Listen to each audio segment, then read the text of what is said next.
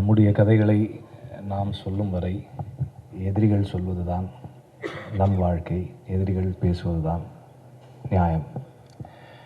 அந்த இடத்துல இருந்து தான் நீலிராவை பற்றி பேச ஆரம்பிக்கணும்னு நினைக்கிறேன். இந்த படம் ஈழத்திலிருந்து வந்த ஒரு இளைஞன் தன்னுடைய வலியை, தன்னுடைய நினைவுகளை ஈழத்திலிருந்து வந்த இன்னொரு இளைஞனோடு சேர்ந்து படமாக பண்ணியிருக்காங்க. அந்த விதத்தில் நம்ம கதையை நாமே சொல்வதற்கான உரிமை, ஒரு அந்த டெமோக்ரஸி இன்னைக்கு இந்த இடத்துல இருக்கிறதே ஒரு பெரிய சந்தோஷம்தான். கார்த்திக் அண்ட் டீம், அதுக்கு உங்களுக்கு பெரிய ஹேட்ஸ் ஆஃப் டு யூ. அண்ட் நீங்கள் வர்றது கூட பரவாயில்ல, ராணா இதுக்குள்ளே வந்தது தான் எனக்கு ரொம்ப I'm very happy that someone like Rana, who's from a different land where the standards of understanding is very different in terms of the conflict in Eelam and understanding. இங்கே நமக்கு நம் மக்கள், நம்முடைய சகோதரர்கள், அவர்களுடைய வலி நம்முடைய வலியாகவே பார்த்து வளர்ந்துருக்கோம். அவங்களுக்கு அப்படி இல்லை. ஆனாலும் சினிமாவின் வாயிலாக அதை சாத்தியப்படுத்திய சௌமித்திரனுக்கு இந்த இடத்துல மீண்டும் ஒரு வாழ்த்துக்கள். இந்த ஒரு ரைட்டராக சௌமித்திரனுடைய அச்சீவ்மெண்ட் இஸ் இம்மென்ஸ். ஏன்னா இந்த படத்துக்குள்ள வயலன்ஸ் இல்லைன்னு சொன்னாங்க. திஸ் இஸ் நாட் விஷுவலாக இல்லை violence. Extremely violent film. This is extremely violent in the sense, கதவை 10 பேர் தட்டுறாங்கன்னு தெரிஞ்ச உடனே அந்த வீட்டில் இருக்கிற பெண்கள் எல்லாம் 1 சட்டை 2 சட்டை 3 சட்டை போடுறாங்கன்னும் போது, அது இன்னொருத்தரும் சொல்லியிருந்தாங்க, it's a very shocking thing. நமக்கு யூ ஃபீல் சோக்ட். அண்ட் ஒரு இராணுவ குழு நம் வீட்டு வாசலுக்கு முன்னாடி உட்காரும் போது அது நமக்கு ஏற்படுத்தக்கூடிய உணர்வு, அந்த பயம், அந்த உடைக்கு எப்போதுமே இருக்கின்ற ஒரு தன்மை, அந்த சென்சாருக்காக சில விஷயங்கள் நாம் செஞ்சுருக்கோம். அங்கே தான் ஒரு ரைட்டராகவும் நான் அவரை அப்ரிஷியேட் பண்ணுறேன். ஏன்னா சென்சாரோட உள்ளே போய் வெளியே வர்றதுன்றது அது இந்தியன் சென்சார்ஷிப்போட ஒர்க் பண்ணுறது, that again is a special craft. அதுக்கு நம்ம தனியாக பயிற்சி எடுத்துக்கணும். ஏன்னா அது இல்லைன்னா நிறைய சேலஞ்சஸ் வரும். ராஜமுருகனோட நான் ஏற்கனவே ஒரு தடவை பேசியிருக்கேன். அப்போது நாம் சொல்ல வேண்டியதை சொல்வதற்கும் அவர்கள் எடுக்க வேண்டியதை கொடுப்பதற்கும் திட்டமிட்டு தான் நம்ம படம் எடுக்கிறோம். அண்ட் இந்த படத்தை பார்த்தப்போ நான் சென்சாருக்கு முன்னாடி பார்த்தேன். எனக்கு தெரிஞ்ச இன்டர்நேஷ்னல் ஃபெஸ்டிவல் சர்க்கியூட்டில் ரெக்கமெண்ட் பண்ணுறதுக்காக இந்த படத்தை ஃபஸ்ட் டைம் நான் பார்த்தேன். அப்போ சென்சார் பண்ணப்படலை இந்த படம். இப்போ நேற்று பார்த்தப்போ சென்சார் பண்ணிட்டு பார்த்தேன். ஸோ சென்சார் பண்ணதுக்கப்புறம் நான் என்ன நோட்டீஸ் பண்ணியிருந்தேன்னா, இந்த படத்துக்குள்ள whatever that is overtly said has been censored, but the unsaid and the subtly said have been left there. And ஒரு போர் சூழலுக்குள்ள மக்களுக்காக போராடுகிற ஒரு இயக்கமும் மக்களும் என்னவாக ஒரு இராணுவ அமைப்பை பார்க்குறாங்க அப்படின்றது பல இடங்கள்ல இருக்கு. அவர் சொன்னார், சிலதெல்லாம் யாராவது சொல்லிடுவாங்களா அப்படின்னு யோசிச்சிருந்தேன். நான் எல்லாமே சொல்ல போகிறேன் அப்படின்ட்டு தான் நான். ஆனால் இப்போது ஒரு கல்யாண வீட்டுக்கு 2 யங்ஸ்டர்ஸ் வர்றாங்க. அவங்கக்கிட்ட இவங்க சாப்பாடு கொடுத்து விடுவாங்க. போராளி இளைஞர்கள் வர்றாங்க, அங்கே இருக்கிறவங்களுக்கு சாப்பாடு கொடுத்து விடுவாங்க. அந்த கல்யாண வீட்டிலேருந்து சாப்பாடு போகுது. என்னம்மா சாப்பாடு, முட்டையா அப்படின்னு அந்த பையன் கேட்பான். ஆமாப்பா, எங்களுக்கு இது கல்யாண வீடு, அதனால் எங்களுக்கு மரக்கறி தான், நீங்கள் வர்றீங்கல்ல உங்களுக்காக நாங்கள் முட்டை செஞ்சுருக்கோம் அப்படின்னு சொல்லி அவங்க சொல்லுவாங்க.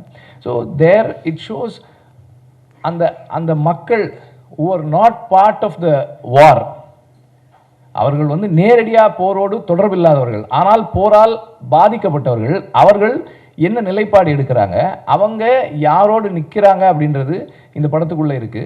அண்ட் தொடர்ந்து ஒரு வார் என்ன மாதிரியான தாட் ப்ராசஸ் கிரியேட் பண்ணுது. This is not just the memory of a war child, it's the memory of anyone who's been through war. அதில் வந்து ஒரு ஒரு அந்த 70-year-old actor who had his dreams stolen from him, ஒரு 40 வருஷம் கழித்து திரும்பவும் அவருக்கு கொடுக்கப்பட்டிருக்கு. அவர் இருக்கார், அவருடைய கதை இருக்குது. அண்ட் அந்த அந்த கல்யாணமாகி கிளம்பி போகிற அந்த அந்த பெண் இருக்கா, அங்கே இருக்கிற ஒரு ஃபோட்டோகிராஃபர் இருக்கார், அந்த அந்த பசங்க இருக்காங்க. அவங்க வந்து அதில் ஒரு வசனம் இருக்குது, டே இந்த துப்பாக்கியெல்லாம் அந்த துவக்கெல்லாம் எடுத்து போட்டு விளையாடுங்களா. துவக்கு இல்லாமல் என்ன விளையாடுறது? ஒரு போர் சூழலில் வளர்கிற ஒரு குழந்தையினுடைய எண்ணம் என்னவா இருக்குது அப்படின்றத அதுக்குள்ளே இருக்குது. அண்ட் ஒவ்வொரு அந்த ஸ்கிரிப்ட் கன்ஸ்ட்ரக்ட் பண்ணியிருக்கிற விதமும் சரி, ஒவ்வொரு கேரக்டர்ஸுமே சரி, அண்ட் அதுக்குள்ளே வந்து இருக்கிற நியாயங்கள் பேசப்படும் போது அந்த கேரக்டர்ஸுடைய சில கேரக்டர்ஸோட நியாயம் வந்து ரொம்ப ஃபீபிளான நியாயமாக இருக்கும். அது ஒரு ஒரு தோற்றத்துக்கு நியாயம் மாதிரி தெரியும், ஆனால் வந்து நம்ம அப்படியே அவனுக்கே தெரியுதுப்பா அது உண்மை இல்லைன்ற மாதிரியான நியாயமும் இருக்குது. அது ஒரு ரைட்டிங் ஸ்கில் அண்ட் ஒரு சென்சர்ஷிப் டிகாய்னு கூட சொல்லலாம் இதை, அப்படின்னு சொல்லலாம். But as everybody said, this film does not talk about hate, this film does not advocate violence. இது வந்து ஒரு ஒரு பிரச்சார படம் இல்லை, ஒரு ஐடியாலஜியை தூக்கி பிடிப்பதற்காக பல கோடி செலவு பண்ணி எடுத்த படம் இல்லை, பல 100 கோடி சம்பாதிக்கணும்னு ஆசைப்பட்டு ஒரு வெறுப்பையோ அல்லது வன்முறையையோ பணமாக்க விரும்பாத ஒரு படம் இது. அந்த அடிப்படையில் this is a film which does not want to sell hate, caricature a race, a community, a religious sect, அதுபோல எதுவுமே இல்லாத ஒரு படம். யாரையும் நேரடியாக விமர்சனத்துக்கு உட்படுத்தாமல் சம்பவங்களை சொல்லுது. ஒரு சம்பவத்தின் வாயிலாக பார்வையாளனுக்கு ஒன்று கிடைக்குது. ஒரு ஏதோ ஒரு சாமியை தூக்கிட்டு வந்துட்டு இருப்பாங்க ஆட்கள், அவங்களெல்லாம் நிறுத்தி அவங்க ஐடி கார்டு செக் பண்ணுறாங்க. அது ஒரு சின்ன ஒரு காட்சி தான். அதுக்குள்ளே நமக்கு என்ன அண்டர்ஸ்டாண்டிங் வருது, அது ஒரு காட்சி தான். அது ஒரு it's a procedural scene. It has got nothing in it but a procedure, a normal procedure of someone doing due diligence. அப்படி தெரிய ஆட்களை திடீர்னு வந்து ஒரு மிலிட்டரி அல்லது ஒரு போலீசிங் சிஸ்டமில் இருக்கிறவங்களுக்கு ஐடி கார்டு செக் பண்ணுறதுக்கான உரிமை இருக்குது, அப்படி செக் பண்ணுறாங்க. அவ்வளோதான் அந்த காட்சி. ஆனால் அதுக்குள்ளே இருக்கிற ஒரு பொலிட்டிக்கல் ஸ்டேட்மெண்ட் ஒன்று இருக்குது. ஸோ இப்படி பல இடங்களில் ஒரு ரைட்டராக அவர் வந்து எக்ஸ்ட்ராடினரியாக ஒர்க் பண்ணியிருக்காரு. And the stand off where there is a conversation between the military officer and the rebel, அவங்களுக்குள்ள இருக்கிற அந்த கான்வர்சேஷன், அந்த ஸ்டாண்ட், இந்த பக்கம் அந்த பக்கம் இருந்து நடக்கிற அந்த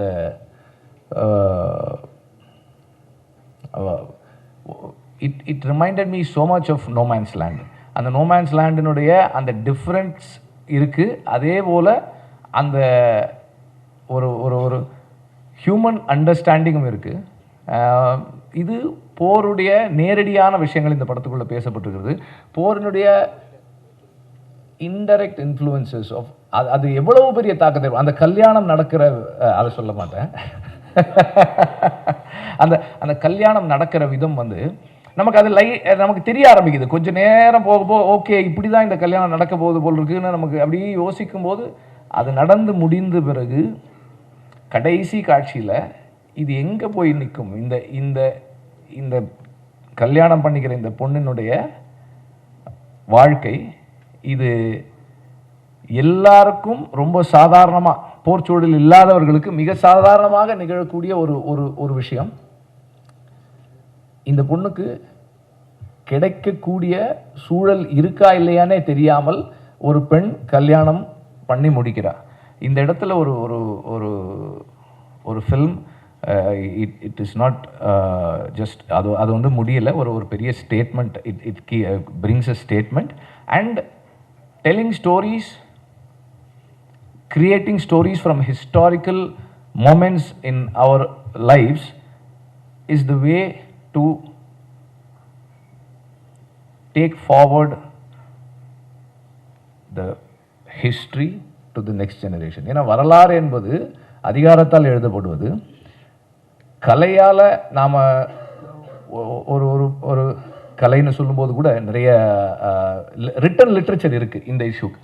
மெயின் ஸ்ட்ரீம் சினிமாவுக்குள்ள இதை சொல்கிறது வந்து ஒரு ஒரு மெயின் ஸ்ட்ரீமுக்குள்ள ஒரு ஒரு உரையாடலை நிகழ்த்துவதற்கும் ஒரு கொஞ்சம் இலகுவான ஒரு சூழலை உருவாக்குவதற்குமான தொடக்கமாக இந்த படம் இருக்கும்னு நான் நினைக்கிறேன். இப்போ இந்த மேடையின் மூலமாக அவர் ராஜமுருகன் பேசுறதா இருக்கட்டும், வசந்தபாலன் பேசுனதா இருக்கட்டும், நம்ம வந்து ஒரு ப்ராடர் டிஸ்கஷனை கொண்டு வர்றதுக்கான ஒரு ஸ்பேஸையும் இந்த படம் ஏற்படுத்தி கொடுத்துருக்கு. Again thanks to the producers. இது மாதிரி ஒரு படத்தை பேக் பண்ணுறதுக்கு it takes a lot of courage and lot of patience. இது ரிவைசிங் கமிட்டி போகல படம் இது. ஓகே. ஸோ ரிவைசிங் கமிட்டி போகாமல் வர்றதே வந்து it's again good writing, craftsmanship அப்படி தான் சொல்லணும். ஸோ இது போல கதைகளை சொல்கிறது தான் வந்து இந்த உண்மையை நாம் பாதுகாக்க முடியும். ஏன்னா இன்றைக்கி வந்து எல்லாமே வந்து ப்ரோப்பகேண்டாவாக மாறுது. And propaganda has the power to influence memory. Memory is so fickle. நம்ம எல்லாருக்குமே தெரியும் டிமானிட்டைசேஷனில் யார் அதிகமாக பாதிக்கப்பட்டாங்க, யார் அதனால் வந்து எவ்வளோ பேர் வந்து பணத்தை மாற்றுறதுக்கு வரிசையில் நின்று செத்து போனாங்கன்றது நமக்கு தெரியும். ஆனால் இது ரொம்ப ஈஸியாக, ரொம்ப எளிமையாக அதனுடைய இம்பேக்டை வந்து நம்மளால் மாற்றிட முடியும். ஸோ ப்ரோப்பகேண்டாக்கு, ஹேட் ப்ரோப்பகேண்டாக்கு எதிராக நாம் என்ன பண்ண முடியும்? நம்ம இந்த மாதிரியான படங்களை தான் செய்யணும். இதன் வாயிலாக நாம் நம்முடைய மெமரியை சரியான முறையில் நாம் தொடர்ந்து ஒரு உரையாடலை ஏற்படுத்துறதுக்கு பயன்படுத்திக்கணும். தொடர்ந்து இது போல படங்கள் பண்ணுங்க. அண்ட் இந்த படம் நிச்சயமாக வெற்றி அடையணும். வாழ்த்துக்கள். தேங்க்யூ. நடிகர்கள் எல்லாருமே நல்லா பண்ணியிருந்தாங்க. அதில் ஒரு முக்கியமான விஷயம் ஒன்று சொல்லணும். ஈழத்தை அப்படியே நமக்கு காமிச்சாங்க, கொண்டு வர முடிஞ்சது சினிமாட்டோகிராஃபிலையும் ஆர்ட் டைரக்ஷன்லையும் சொல்லியிருந்தாங்க. பட் அந்த ஈழம் வந்து இந்த ரைட்டருடைய மைண்டில் இருக்குது, ஹார்ட்டில் இருக்குது. ஸோ அவரை நீங்கள் கொண்டு போய் ஆர்டிக் ரீஜனில் விட்டாலும் அங்கே வந்து அவரால் அந்த ஈழத்தை கிரியேட் பண்ண முடியும். பிகாஸ் ஈழம் வந்து எல்லாரும் மனசில், ஈழத்தை எல்லாரும் மனசில் வச்சுக்கிட்டு தான் வேறு இடங்கள்ல இருக்கிறாங்க. ஸோ அதுபோல் இவருக்குள்ளே இருக்கிறத he has created, it has come out that way. So இந்த நடிகர்கள், அந்த இடம், அந்த லைட்டிங், அந்த ஆர்ட் டிபார்ட்மெண்ட் ஒர்க் எல்லாமும் ஈழத்தை நினைவுபடுத்துதுன்னா அது வந்து அந்த ரைட்டருக்குள்ளேருந்து, அந்த இயக்குனருக்குள்ளேருந்து வெளியே வந்தது. அவருக்குள்ளேயே ஈழம் இருக்குன்னு சொல்லி முடிக்கிறேன். நன்றி.